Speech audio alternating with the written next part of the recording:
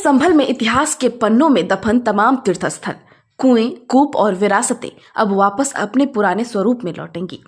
संभल प्रशासन ने विलुप्त होने की कगार पर पहुंचे इन सभी ऐतिहासिक स्थलों को सजाने और संवारने का जिम्मा लिया है। एएसआई के संरक्षण में खंडहर हो चुके फिरोजपुर का किला, तोता मैना की कब्र, पृथ्वीराज चौहान की खंडहर हो चुकी बावड़ी को संरक्षित करने की दिशा में काम शुरू कर दिया है। इसी के चलते डीएम और एसपी ने एएसआई की टीम के साथ इन सभी धरोहरों का निरीक्षण किया। ऐसे में अब यही माना जा रहा है कि संभल जल्द ही पर्यटन नगरी के तौर पर विश्व भर में न सिर्फ अपनी अलग पहचान बनाएगा, बल्कि विलुप्त हो चुकी संभल की सभी धरोहरें वापस अपने। बता दें कि DM doctor Rajendra Pensia, SP Krishna Kumar Vishnoi, SDM doctor Vandana Mishra और एएसआई की टीम ने संभल के फिरोजपुर किला, नीमसार तीर्थ, तोता मैना की कब्र और पृथ्वीराज चौहान द्वारा बनवाई गई बावड़ी का निरीक्षण किया। इस दौरान डीएम डॉक्टर राजेंद्र पेंसिया ने बताया कि संभल प्राचीन नगर रहा है। इस नगरी में इतिहास से लेकर वर्तमान तक अनेक अवशेष उपलब्ध भी हैं और दिखाई भी देते हैं। उनको संरक्षित करने और सुरक्षित करने का प्रयास किया जा रहा है।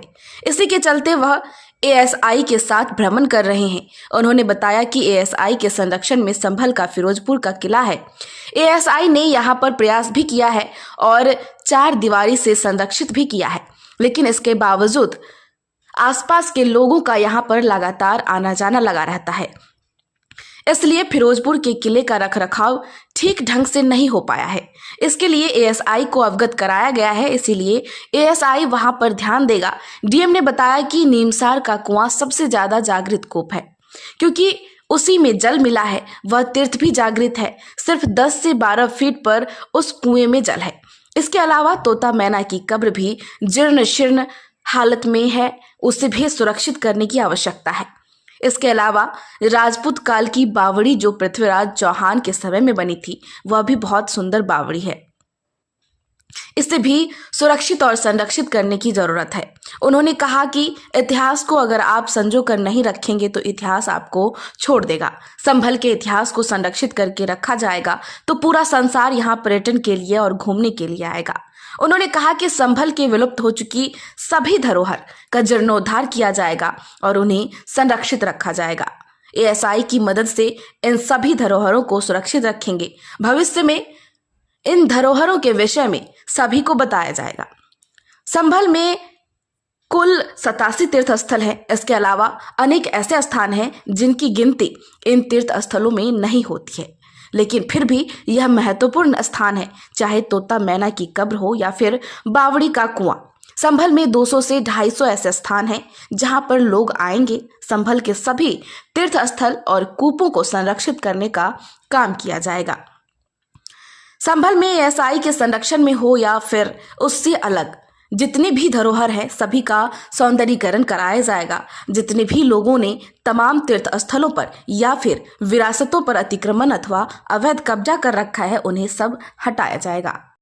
बावड़ी कुएं पर आए हैं, चोर तोते मैना की कब्र भी देखी है, क्या देखा है यहाँ पे सर? संभल प्राचीन नगर रहा है और इस नगरी में इतिहास से लेकर वर्तमान तक अनेक अवशेष उपलब्ध भी हैं, दिखते भी हैं और उनको हम संरक्षित करने का सुरक्षित प्रयास कर रहे हैं और उसी के क्रम में एएसआई की टीम के साथ हम भ्रमण कर रहे हैं। सर, एएसआई प्रोटेक्ट होने के बावजूद भी आज ये पूरे खंडर में तब्दील है, इनका दशा बहुत ही खराब है।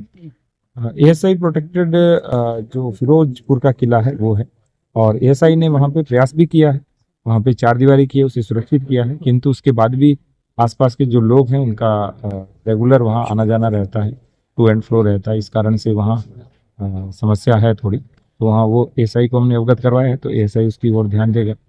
दूसरा जो नीमसार तीर्थ का कुआं है वो यहाँ का सबसे जागृत कूप है, क्योंकि उसी में जल मिला है, तो वो तीर्थ भी जागृत है। मुझे लगता है इस कारण से भी वहाँ पे जल मिला है और मात्र 10 से 12 फीट पर जल है। इसके बाद तोता मैना की जो कब्र है वो भी थोड़ी जीर्ण शीर्ण हालत में, उसी को भी सुरक्षित करने की आवश्यकता है। और चौथे स्थान के ऊपर जो राजपूत काल की बावड़ी है जो पृथ्वीराज चौहान के समय में बनी थी, तो वो भी बहुत सुंदर बावड़ी है, अंदर बहुत भव्य भी है।